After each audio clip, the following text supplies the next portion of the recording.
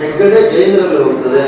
ಹೆಗಡೆ ಯಾರು ಹೇಳ್ತಾರಪ್ಪ ಅಂತ ಹೇಳಿದ್ರೆ ಗ್ರಾಮಣ ಅಧಿಪತಿ ಅಂತ, ಗ್ರಾಮದ ಒಡೆಯರು. ಮತ್ತು ಕೋರ್ಟಲ್ಲೇ ಇಲ್ಲಾಗಿತ್ತು, ಗ್ರಾಮದಲ್ಲಿ ಏನೋ ಒಂದು ಸಮಸ್ಯೆ ಇದ್ರು ಗ್ರಾಮಸ್ಥರು ಆ ಹೆಗಡೆ ಪರಿಹಾರವನ್ನು ಮಾಡ್ತಿದ್ರು, ಆ ಸಮಸ್ಯೆ ನಿವಾರಣೆಯನ್ನು ಮಾಡ್ತಿದ್ರು. ಅಂತಹ ಈ 7 ಹವ್ಯಕರ ಪ್ರಭೇದದಿಂದ ಕೂಡಿದಂತಹ ಉತ್ತಮವಾದಂತಹ ಒಂದು ಸಾಮಾಜಿಕವಾದಂತಹ ವ್ಯವಸ್ಥೆ ಪರಶುರಾಮನಿಂದ ಉತ್ತರ ಸಖ್ಯಾದ್ರಿ ಖಂಡದಲ್ಲಿ ಬ್ರಾಹ್ಮಣರ ಒಳಿವೆಗಾಗಿ, ಯಾಕೆಂದ್ರೆ ಬ್ರಾಹ್ಮಣರನ್ನು ಉಳಿಸಿಕೊಂಡು ನಾವು ಐಚ್ಛತ್ರದಿಂದ ಕರ್ಕೊಂಬಂದಂತಹ ಬ್ರಾಹ್ಮಣರನ್ನ ಹವ್ಯಕರನ್ನಾಗಿ ಮಾಡಿ ಆ ಹವ್ಯಕ ಪರಂಪರೆಯನ್ನ ಆ ಪರಶುರಾಮ ಶಾಪಾದಪಿ ಶರಾದಪಿ ಅಂತೇಳಿ ಹೇಳಿದ. ಏಕೆಂದರೆ ಕ್ಷತ್ರಿಯನಾಗಿದ್ದು ಆ ಪರಶುರಾಮನಿಂದ ಬಂದಂತಹ ನಾವುಗಳು ಇವತ್ತು ನಮ್ಮ ಒಂದು ಸಮಾಜದ ಒಳಿಬೇಕುಗಳಾದ್ರೆ ಶಾಪದಿಂದಾಗಲಿ ಶರದಿಂದಾಗಲಿ ನಾವು ನಮ್ಮ ಒಂದು ಹವ್ಯಕತನವನ್ನು ಉಳಿಸಿಕೊಂಡು ಹೋಗಬೇಕು. ಇದು ಹವ್ಯಕದ ಒಂದು ಪರಂಪರೆ. ಆ ಪರಂಪರೆಯಲ್ಲಿ ಆ ಸಂಸ್ಕೃತಿಯೋ ಧರ್ಮವೋ ನಮಗೆ ಬಹಳ ಮುಖ್ಯವಾಗಿದೆ. ಹೀಗೆ ಈ ಬ್ರಾಹ್ಮಣತ್ವದಲ್ಲಿ ಜನ್ಮನ ಜಾಯತೆ ಶೂದ್ರ, ಕರ್ಮಣ ದ್ವಿಜವಿಚ್ಯತೆ, ವೇದಾಧ್ಯಾಯಿ ಚಯೋ ವಿಗ್ರಹ, ಬ್ರಹ್ಮಜ್ಞಾನಿ ಇತಿ ಬ್ರಾಹ್ಮಣ. ಹುಟ್ಟಬೇಕಿದ್ರೆ ಎಲ್ಲರೂ ಶೂದ್ರಯೋನಿಯಲ್ಲಿ ಜನಿಸ್ತಾರೆ. ಕರ್ಮಣ ದ್ವಿಜ ಉಚ್ಯತೆ, ಕರ್ಮದಿಂದ ದ್ವಿಜ ಅಂತ ಹೇಳಿಕೊಳ್ತಾರೆ. ವೇದಾಧ್ಯಾಯಿ ಚಯೋ ವಿಗ್ರಹ, ವೇದವನ್ನು ಓದಿದ್ರೆ ವಿಪ್ರನಾಗ್ತಾನೆ. ಬ್ರಹ್ಮಜ್ಞಾನಿ ಇತಿ ಬ್ರಾಹ್ಮಣ. ಏನಿದು ಎಲ್ಲರಿಗೂ ಗೊತ್ತಿರುವಂತಹದ್ದು. ಆದರೆ ಇಲ್ಲಿ ಶೂದ್ರ ಬೇರೆ, ದ್ವಿಜ ಬೇರೆ, ವಿಪ್ರ ಬೇರೆ, ಬ್ರಾಹ್ಮಣ ಬೇರೆ. ಯಾಕೆಂದ್ರೆ ದ್ವಿಜರಲ್ಲಿ 6 ಮಂದಿ ದ್ವಿಜರು. ದ್ವಿಜರ ಲಕ್ಷಣವನ್ನ ಶೂದ್ರವ ದ್ವಿಜಾ ಅಂತ ಹೇಳಿ ಶಾಸ್ತ್ರದಲ್ಲಿ ಪ್ರತಿಪಾದನೆ ಆಗಿದೆ. 6 ಮಂದಿ ದ್ವಿಜರನ್ನ ಶೂದ್ರರಲ್ಲಿ ತೆಗೆದಿಟ್ಟಿದ್ದಾರೆ. ಯಾಕೆ ಅಂದ್ರೆ ಆ ದ್ವಿಜರು ಬ್ರಾಹ್ಮಣರ ಮನೆಯಲ್ಲಿ ಹುಟ್ಟಿರ್ತಾರೆ, ಸಂಸ್ಕಾರವನ್ನು ಹೊಂದಿರ್ತಾರೆ. ಆದರೆ ಅವರಿಗೆ ಆ ದ್ವಿಜರಿಗೆ ಒಂದು ಲಕ್ಷಣ ಇದೆ. ಅವನು ಹಸಿಜೀವಿ, ಮಸಿಜೀವಿ, ದೇವಲ, ದೇವಯಾಜಕ, ಧಾವಕ, ಪಾಚಕಶ್ಚೈವ ಶರೇದೆ ಶೂದ್ರವ ದ್ವಿಜ. ಈ 6 ಗುಣಧರ್ಮದಿಂದ ಅವರು ಹೊರಗಿರಬೇಕು ದ್ವಿಜರಾದರು. ಈ 6 ಕರ್ಮವನ್ನು ಮಾಡಲಿಕ್ಕಿಲ್ಲ. ಅದು ಯಾವುದಪ್ಪ ಅಂದ್ರೆ ಹಸಿಜೀವಿ. ದ್ವಿಜನಾಗಿದ್ದವನು ಯಂತ್ರಗಳಿಂದೋ ಅಸ್ತ್ರಗಳಿಂದೋ ಜೀವನವನ್ನು ಮಾಡಬಾರದು. ಯಾರು ಉಪನಯನ ಸಂಸ್ಕಾರವನ್ನು ಹೊಂದಿದ್ದು ಯಂತ್ರದಿಂದ, ಅಸ್ತ್ರದಿಂದ, ಶಸ್ತ್ರದಿಂದ ತನ್ನ ಜೀವನ ನಿರ್ವಹಣೆಯನ್ನು ಮಾಡ್ತಾನೋ ಅವನು ಶೂದ್ರವ ದ್ವಿಜ, ಶೂದ್ರನಂತೆ ಆಗ್ತಾನ. ಮಸಿಜೀವಿ ಅಂದರೆ ಮತ್ತೊಬ್ಬರ ಕೈ ಕೆಳಗೆ ಕಾರ್ಯವನ್ನು ನಿರ್ವಹಿಸುವುದು, ನೌಕರಿ ಮಾಡುವುದು, ಚಾಕರಿ ಮಾಡುವುದು. ಇದು ದ್ವಿಜನಿಗೆ ನಿಷಿದ್ಧವಾದಂತಹ. ಮಸಿಜೀವಿ ನೌಕರಿ ಮಾಡಿದ್ರು ಅವನು ಕೂಡ ಆ ದ್ವಿಜತ್ವದಿಂದ ಶೂದ್ರನಂತೆ ಆಗ್ತಾನೆ.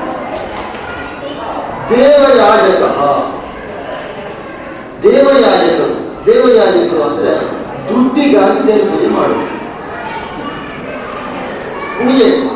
ಪೂಜೆ ಮಾಡದೆ ಹೋದರೆ ಯಾರೂ ಇಲ್ಲ, ಎಲ್ಲರೂ ಪೂಜೆ ಮಾಡ್ತಾರೆ. ಪೂಜೆ ಮಾಡಿದ್ರೆ ಯಾರು ನಿಂತಿರು ತೋರಿಸಿ ನೋಡುವ. ಈಗ ಯಾರು ಪೂಜೆ ಮಾಡಿದ್ದೋದ್ರೆ ಯಾರು ಒಬ್ಬರು ಎತ್ತಿಕೊಳ್ಳಿ. ಪೂಜೆ ಮಾಡದೆ ಹೋದರೆ ಯಾರಿದ್ದಾರ?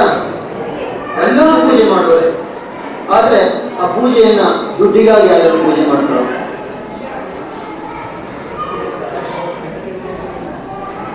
ದುಡ್ಡಿಗಾಗಿ ಯಾರು ಪೂಜೆ ಮಾಡ್ತಾರ? ಮನೆ ದೇವರ ಪೂಜೆಯನ್ನು ಯಾರು ದುಡ್ಡಿಗೆ ಮಾಡ್ತಾರ? ಅದು ದುಡ್ಡಿಗೆ ಮಾಡುವುದಿಲ್ಲ. ಪೂಜೆಯನ್ನ ಹಣಕ್ಕಾಗಿ ಮಾಡಬಾರ್ದು. ಅದು ಯಾಕೆ ಮಾಡುವವರು ಇದ್ದಾರೆ, ಅದರ ವಿಚಾರವನ್ನು ಮುಂದೆ ಹೇಳ್ತೇನೆ. ದುಡ್ಡಿಗಾಗಿ ಪೂಜೆ ಮಾಡೋದು ನಿಷೇಧ.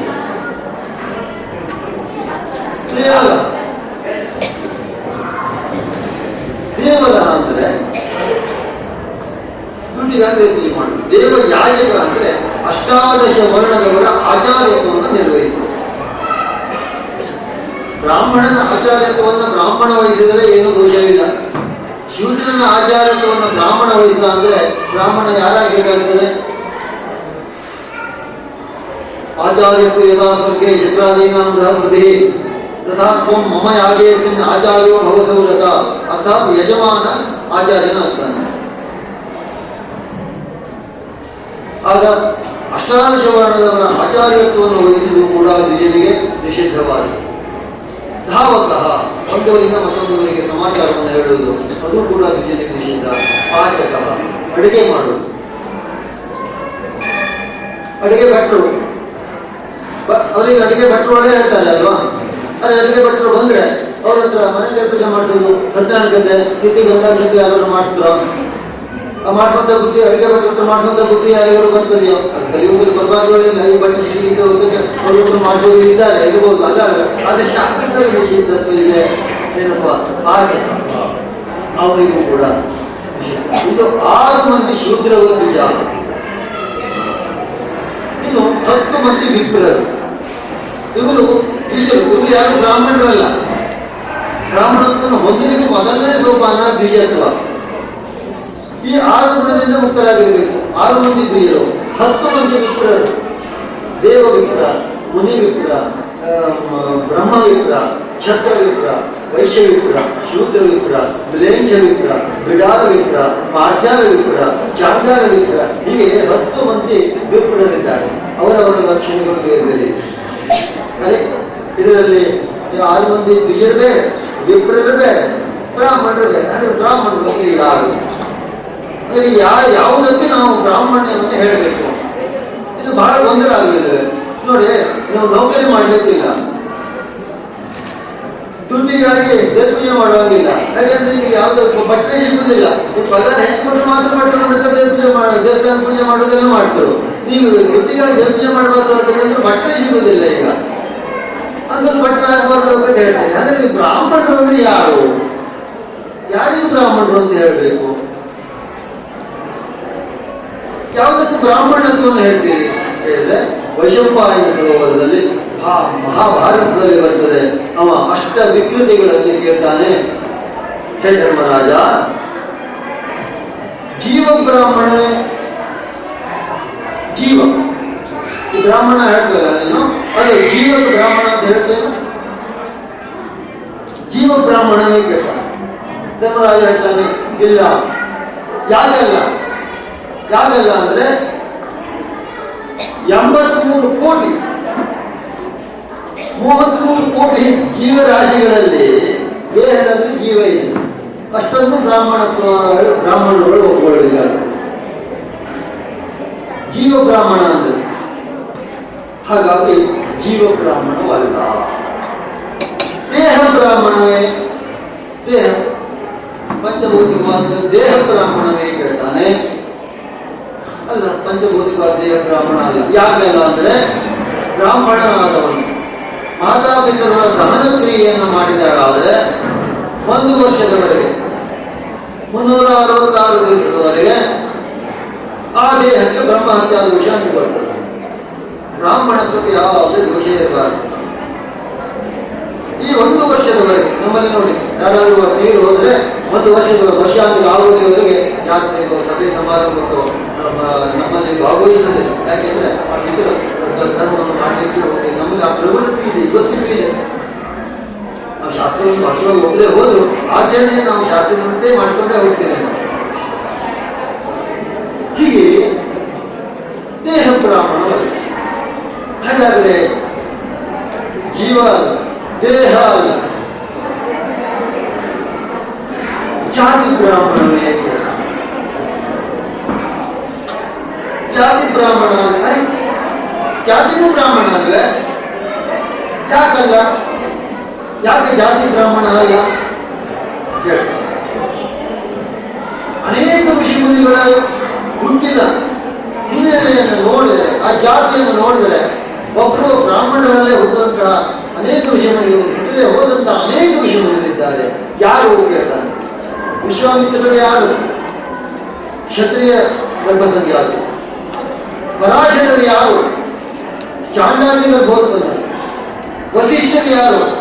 ಜಾಲಕನ್ನೆಯಲ್ಲಿ ಹುಟ್ಟಿದವರು. ವ್ಯಾಸ ಮಹರ್ಷಿಗಳು ಯಾರು? ಯಾರೆಲ್ಲ ಹುಟ್ಟಿದರು? ಕೈವರ್ತಕದ ನಂಬಿನ ಕನ್ನೆಯಲ್ಲಿ ಹುಟ್ಟಿದರು. ಪರಾಶರರು ದೋಣಿಯಲ್ಲಿ ಹೋಗಬೇಕಿದ್ರೆ ಮುಂಚೆ ಕರೆಸಿ ದ್ವೀಪದಲ್ಲಿ ವ್ಯಾಸರು ಹುಟ್ಟುತ್ತಾರೆ. ಹಾಗಾಗಿ ಅವರನ್ನು ಕೃಷ್ಣ ದ್ವೈಪಾಲಕರು ಅಂತ ಹೇಳ್ತಿರ್ತಾರೆ. 28ನೇ ವ್ಯಾಸರು ವೇದವನ್ನು ವಿಂಗಡಣೆಯನ್ನು ಮಾಡುವಂಥದ್ದು ಕೈವರ್ಧನೆಯನ್ನು. ಮಾಂಡವ್ಯರು ಮಂಡೂಕಿಗರು ಬೋಧಕರು, ಭರದ್ವಾಜರು ಶೂದ್ರಿಗರು ಬೋಧಕರು, ಇವರೆಲ್ಲರೂ ಅಂತಂತ ಯೋನಿಯಲ್ಲಿ ಹುಟ್ಟೇ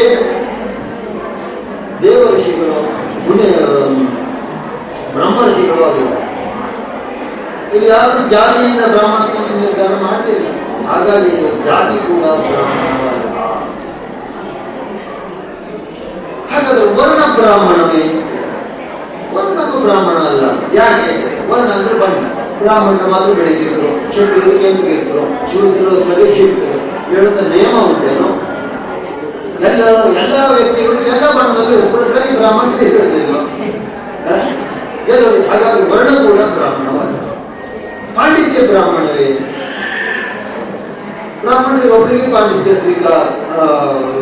ಸಿದ್ಧವಾದದ್ದಲ್ಲ. ಎಲ್ಲ ವರ್ಣದವರಿಗೂ ಪಾಂಡಿತ್ಯವಿರ್ತದೆ. ಹಾಗಾಗಿ ಅದು ಕೂಡ ಅಲ್ಲ. ಹಾಗಾಗಿ ಧರ್ಮ ಬ್ರಾಹ್ಮಣವೇ? ಧರ್ಮಾಚರಣೆಯನ್ನು ಬ್ರಾಹ್ಮಣರು ಮಾತ್ರ ಮಾಡ್ತಾರೆ. ಬ್ರಾಹ್ಮಣನಾದರೂ ಬ್ರಾಹ್ಮಣ ಧರ್ಮಾಚರಣೆ ಮಾಡಬೇಕು, ಕ್ಷತ್ರಿಯನಾದರೂ ಕ್ಷತ್ರಿಯ ಧರ್ಮಾಚರಣೆ ಮಾಡಬೇಕು, ವೈಶ್ಯನಾದರೂ ವೈಶ್ಯ ಧರ್ಮಾಚರಣೆ. ಅಂದರೆ ಧಾರ್ಮಿಕ ಬ್ರಾಹ್ಮಣರವೇ ಹೇಳ್ತಾರೆ. ಬೇರೆ ಈಗ ಆರೆಂಜ್ ಶೆಟ್ಟಿ ಎಷ್ಟೋ ಧಾರ್ಮಿಕ ಕರ್ಮ ಮಾಡೋದಿಲ್ವ? ಬ್ರಾಹ್ಮಣರಲ್ಲಿ ಹೋಗೋದಿಲ್ವ? ಬೇರೆ ವರ್ಣದವರು ಕೂಡ ಧಾರ್ಮಿಕ ಆಚರಣೆ ಮಾಡಬಾರದು ಅಂತ ಏನಿಲ್ಲ. ಹಾಗಾಗಿ ಧಾರ್ಮಿಕ ಕೂಡ ಬ್ರಾಹ್ಮಣ ಅಲ್ಲ. 8 ವಿಕೃತಿಗಳಿಂದಲೂ ಬ್ರಾಹ್ಮಣ ನಿರಾಕರಣೆ ಮಾಡ್ತಾರೆ. ಹಾಗಾಗಿ ಬ್ರಾಹ್ಮಣರು ಅಂದ್ರೆ ಯಾರು? ಜನ್ಮನಾದಾಯತೆ ಕರ್ಮಣಾದಾಯ ಉಚಿತೆ ವೇದಾಧ್ಯಾಯತೆ ಬ್ರಹ್ಮಜ್ಞಾನಿಕೆ ಬ್ರಾಹ್ಮಣ ಎಲ್ಲೋಯ್ತು? ಈಗ 6 ಮಂದಿ ಬೀಜಗಳು ಶೂದ್ರರು ಅಂದ್ರೆ, ಈಗ 10 ಮಂದಿ ವಿಪ್ರರು ಅಂದ್ರೆ ಬ್ರಹ್ಮಜ್ಞಾನಿ ಇದ್ದವರು ಅದು 8 ಬಿಂದರು ಅದರ ಲಕ್ಷಣ ಇಲ್ಲ. ಅದ್ರ ಬ್ರಾಹ್ಮಣರು ಅಂದ್ರೆ ಯಾರು? ಅದ್ರ ಬ್ರಾಹ್ಮಣರೇ ಇಲ್ಲವೇ?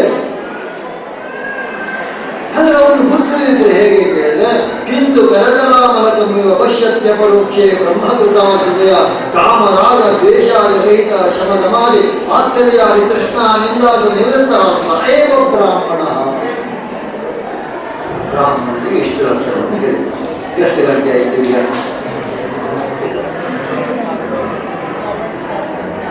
ಇಲ್ಲಿ ಭಾರತದಲ್ಲಿ ಹೇಳ್ತಾ ಹೋದ್ರೆ ಎಲ್ಲ ವಿಷಯವನ್ನು ನಮ್ಮ ಹತ್ರ ಹೇಳಲಿಕ್ಕೆ ಸಾಧ್ಯ ಇಲ್ಲ. ಇದು ಸಮಯದ ಅಭಾವ ಇರೋದ್ರಿಂದ ಈಗಾಗಲೇ ನಿಮಗೆ ಸಾಕಷ್ಟು ತ್ರಾಸ ಕೊಟ್ಟಿದ್ದೇನೆ ಅಂತ ಅಂದ್ಕೊಂಡಿದ್ದೇನೆ. ಯಾಕೆಂದ್ರೆ ನಿಮ್ಮ ಎಲ್ಲ ಸಮಯವನ್ನ ನನಗೆ ಬಹಳ ತುಂಬಾ ಸಂತೋಷವಾಗ್ತಾ ಇದೆ. ಯಾಕೆಂದ್ರೆ ಮೊದಲಿದ್ದರೂ ಕೂಡ ಒಟ್ಟಿನಲ್ಲಿ ನಾನು ಹೇಳೋದು ನಿಮ್ಗೆ ಅರ್ಥವಾಗುತ್ತೋ ಇಲ್ವೋ ನಾನು ಗಮನಿಸಲಿಲ್ಲ. ಒಟ್ಟಿನಲ್ಲಿ ಹೇಳ್ತಾ ಹೋಗ್ಬಿಟ್ಟೆ.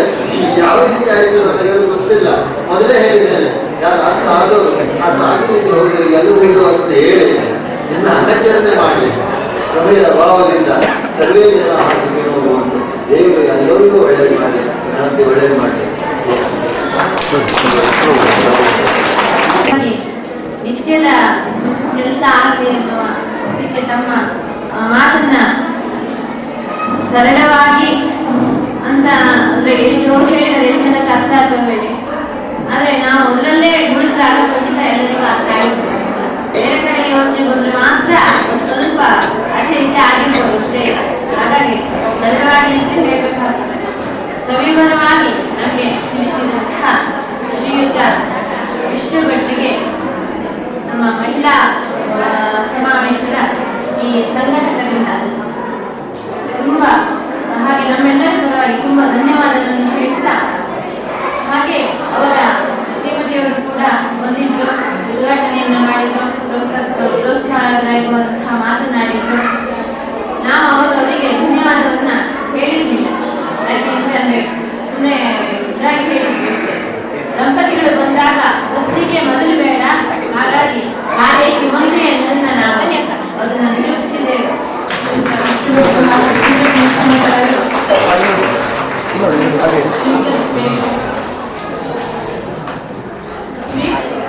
ಮೇಲೆ ಊಟದ ವ್ಯವಸ್ಥೆ ಎಲ್ಲರಿಗೂ ಆಗಿದೆ.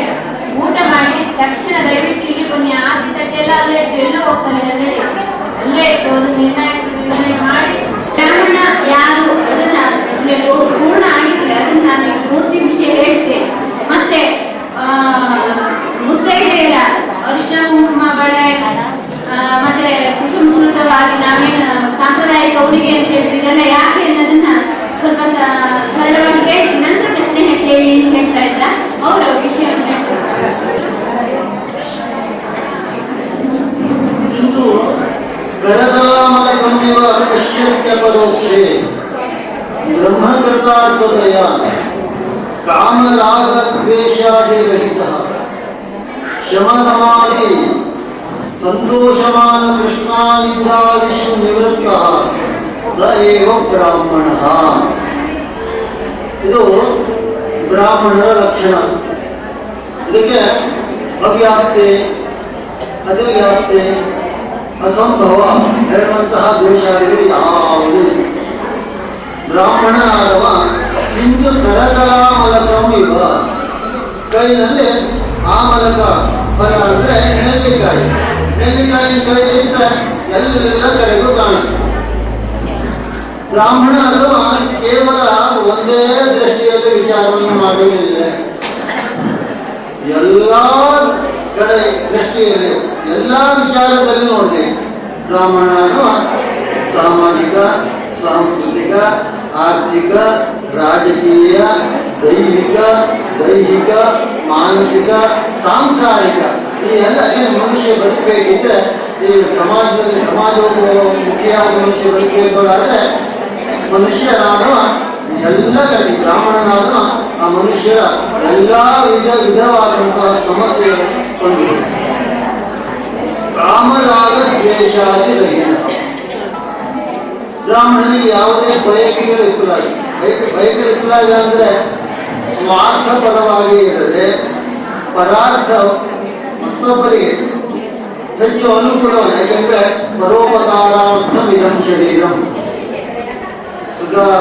ಸುಭಾಷಿತದಲ್ಲಿ ಪರೋಪಕಾರಾಯ ಫಲಂತಿ ವೃಕ್ಷ, ಪರೋಪಕಾರಾಯ ಜುಹಂತಿ ಗಾವ, ಪರೋಪಕಾರಾಯ ವಹಂತಿ ನದ್ಯ, ಪರೋಪಕಾರಾರ್ಥಂ ಇದಂ ಶರೀರಂ.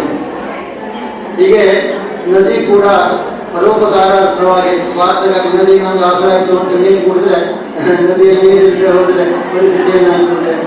ಫಲ ವೃಕ್ಷ ಫಲವನ್ನು ಕೊಡ್ತದೆ. ಆ ವೃಕ್ಷ ಹಸುವಾಯಿತು ಅಂತೇಳಿ ವೃಕ್ಷವೇ ಫಲ ತಿಂದರೆ ತಿಂತದೆಯೋ ಇಲ್ಲ. ಪರೋಪಕಾರ ದುಹಂತಿ ಗಾವ, ಹಾಲನ್ನು ಹಸು ಹಾಲನ್ನು ಕೊಡ್ತದೆ, ಪರೋಪಕಾರ. ಹಾಗೆ ಇನ್ನೊಬ್ಬರಿಗೆ ಅನುಕೂಲಕರವಾಗಿರಬೇಕು. ಯಾಕೆಂದ್ರೆ ಬ್ರಾಹ್ಮಣರಾದವರು ಹುಟ್ಟರು ಬೇಕು, ನಂತರನೂ ಬೇಕು. ನಮ್ಮ ಹಿಂದೂ ಸಂಸ್ಕೃತಿಯೇ ಹಾಗಿದೆ.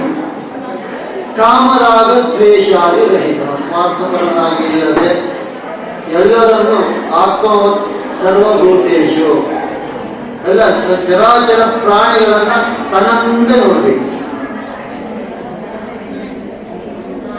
ಶಮದಮಾದಿ, ಸಿಟ್ಟು ಬರ್ಲಿಕ್ಕಿಲ್ಲ. ನೋಡಿ, ಅದು ಒಂದು ಘಟನೆ ಹೇಳದಿದ್ರೆ ಕಾಮಧೇನು ವಿಶ್ವಾಮಿತ್ರ ತನ್ನ ಛಾತ್ರ ಧರ್ಮದ ಪ್ರಕಾರ ಆಶ್ರಮಕ್ಕೆ, ವಸಿಷ್ಠ ಆಶ್ರಮಕ್ಕೆ ಹೋದರೆ ರಾಜೋಪಭೋಗವನ್ನ, ಭೋಜನವನ್ನ ಸಿದ್ಧಗೊಳಿಸಿ ಕೊಡ್ತಾರೆ ವಸಿಷ್ಠ ಮಹರ್ಷಿಗಳು. ಆಗ ವಿಶ್ವಾಮಿತ್ರ ಕೇಳ್ತಾರೆ, ಇದು ನನ್ನ ದೇಶದಲ್ಲಿದ್ದರೆ, ವಿಶ್ವಾಮಿತ್ರ ಆಗಲಿಲ್ಲ ಆಗ, ಕೌಶಿಕ ಮಹಾರಾಜ, ಇದು ನನ್ನ ದೇಶದಲ್ಲಿದ್ದರೆ ನನ್ನ ಪ್ರಜೆಗಳೆಲ್ಲ ಸುರಕ್ಷಿತರಾಗಿರ್ತಾರೆ. ಈ ಆಶ್ರಮದಲ್ಲೂ ಕೇವಲ ಋಷಿಮುನಿಗಳಷ್ಟೇ ಸೀಮಿತವಾಗ್ತದೆ. ಯಾಕೆ ನಿಮಗೆ ಆ ಹಸು ಕೊಡಿ ಅಂತ ಹೇಳುವ ವಸಿಷ್ಠರು ಕೇಳ್ತಾರೆ. ಕೇಳಿದ್ರೆ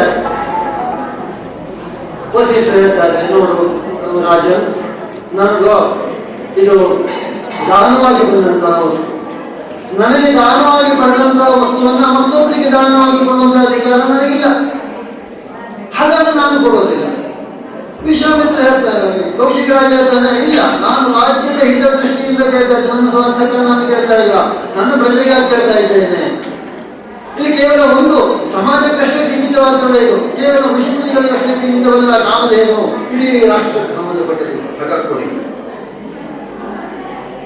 ಇಲ್ಲ, ನನಗೆ ನನ್ನ ಧರ್ಮದ ಪ್ರಕಾರ ಕೊಡುವ ಅಧಿಕಾರ ನನಗಿಲ್ಲ, ನೀನು ಕಾಮಧೇನು ಬಂದು ತಗೊಂಡು.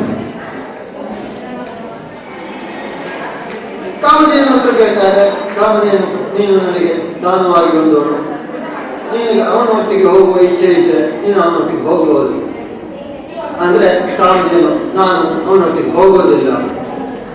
ಯಾಕೆ ಬರೋದಿಲ್ಲ? ನಾನು ಬಿಡೋದಿಲ್ಲ. ನೋಡಿ, ದಾನವಾಗಿ ಕೊಟ್ಟಿದ್ದು ಇದ್ರೆ ನಿಮಗೆ ದಾನವಾಗಿ ಕೊಟ್ಟಿದ್ದಾನೆ, ನನ್ನನ್ನು ರಕ್ಷಣೆ ಮಾಡಿ ಅಂದ್ರೆ ಒಂದು ಹುಲ್ಲುಗಡ್ಡೆ ದ್ರವ್ಯಗಡ್ಡೆ ಅಭಿಮಂತ್ರಿಸಿ ಇರ್ತಾರೆ ವಸಿಷ್ಠರು. ಯುದ್ಧವಾಗ್ತದೆ. ವಸಿಷ್ಠರ ಮುಂದುಗಡೆಯಲ್ಲಿ 10 ಮಂದಿ ಮಕ್ಕಳನ್ನ ದಾರುಣವಾಗಿ ಕೊಲೆ ಮಾಡ್ತಾನೆ. ಯಾರು? ಕೌಶಿಕ, ವಿಶ್ವಾಮಿತ್ರನ ಆಗಮನ. ಆಗ ಕಾಮಧೇನು ಸಿಟ್ಟು ಬಂದು ಹೋಗ್ತದೆ. ಏನು ವಸಿಷ್ಠರೇ, ನಿಮ್ಮ ಕಣ್ಣು ಮುಂದೆಗೆ ನಿಮ್ಮ 10 ಮಂದಿ ಮಕ್ಕಳನ್ನು ಕೊಂದಿದ್ದಾನೆ, ದುಷ್ಟ ಇವನು. ನೀವು ಒಂದು ಚೂರು ಅವನಿಗೆ ಶಾಪ ಕೊಡುವುದಿಲ್ಲಲ್ಲ. ಏನಿದೆ, ನನ್ನನ್ನು ರಕ್ಷಣೆ ಮಾಡಿಕೊಳ್ಳುವಂತಹ ಪದ್ಧತಿ ಇದೇನು? ಕಾಮಧೇನು ವಸಿಷ್ಠರಿಗೆ ಕೇಳ್ತಾರೆ. ಆಗ ವಸಿಷ್ಠ ಹೇಳ್ತಾರೆ, ಸತ್ಯಂ ಜ್ಞಾನಂ ಕ್ಷಮಾಶೀಲಂ ಆಂಧ್ರಶಂಸ್ಯಂ ತಪೋಘೃಣಾ ಏತೆ ಷಡ್ಗುಣ ಸಂಪನ್ನಾ ಬ್ರಾಹ್ಮಣಾ ಇತಿ ಸುಖ. ನಾನೋ ಬ್ರಾಹ್ಮಣ, ಅವನೋ ಕ್ಷತ್ರಿಯ. ನನ್ನ 10 ಮಂದಿ ಮಕ್ಕಳನ್ನು ಅವ ಕೊಂದಿದ್ದಾನೆ. ಆದರೆ ಸತ್ಯಂ ಜ್ಞಾನಂ ಕ್ಷಮಾಶೀಲಂ, ಇಲ್ಲಿ ಕ್ಷಮಾಶೀಲ ನನಗೆ ಸತ್ಯಂ ಜ್ಞಾನಂ ಕ್ಷಮಾಶೀಲಂ, ಕ್ಷಮಾಶೀಲ ನಮ್ಮ ಧರ್ಮ.